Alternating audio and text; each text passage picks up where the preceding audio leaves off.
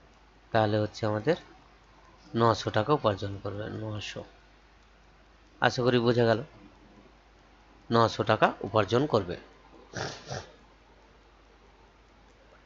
তাহলে 900 টাকা পুরো মহিলায় আমি নিয়ে চলে গেছি, সেখান থেকে করে দিয়েছি। পরের অঙ্কটা, একটি বইয়ের প্রাথমিক মূল্য এত টাকা, পরপর 3বার বইটির মূল্য এত পার্সেন্ট হ্রাস পেলে বইটির অন্তিম মূল্য কত টাকা হবে? তাহলে পরপর হ্রাস করতে থাকি, পরপর হ্রাস করতে থাকতে হবে আমাদের। 1200 টাকায় 10% হ্রাস করছে প্রথমে, তাহলে 1200 টাকায় যদি 10% হ্রাস করি তাহলে কই 125 টাকা হ্রাস হচ্ছে। তাহলে 1200 টাকার 10% বার করে নাও ফার্স্টে। 1200 গুণ 10/100, 0,000, তাহলে 125 টাকা হ্রাস পেল। তাহলে এখন মূল্য কত হচ্ছে? 1250 মাইনাস 125, তাহলে হচ্ছে 1125। 1125, আশা করি বোঝা গেছে। এইটার আবার হচ্ছে 20%, তার কত টাকা হচ্ছে দেখে নাও। 5 20 105, এটা 5 দিয়ে ভাগ করো, 5 দিয়ে 10, 5 দিয়ে 10, 5 5 25, 225 টাকা। তাহলে এটা হয়ে গেল 1100 ছিল, 1125 ছিল 225, তাহলে 1125 থেকে আমরা যদি 225 টাকা বাদ দিই তাহলে পড়ে থাকবে 900 টাকা। এই হচ্ছে আমাদের 900 টাকা। আবার 900 টাকাতে কত ছাড় দিচ্ছে? ছাড় দিচ্ছে 40%, তাহলে 40/100, তাহলে আমাদের হয়ে গেল, কেটে গেল দুটো শূন্য, 4 9 36, মানে 360 টাকা। 360 টাকা আবার ছাড় দিল, তাহলে 900 মাইনাস 360, 900 মাইনাস 360 করলে হচ্ছে 540 টাকা। তাহলে এখন দাম দাঁড়াচ্ছে আমাদের 540 টাকা। একটু করতে হবে, কিছু করার নেই, পরের আর নেই। Thank you for watching the video. ভালো লেগে থাকলে প্রত্যেকে ভিডিওটা সাবস্ক্রাইব করে দিন, সাবস্ক্রাইব করে পাশে থাকিয়েন, তাহলে আমার ভিডিও করতে খুব ভালো লাগবে।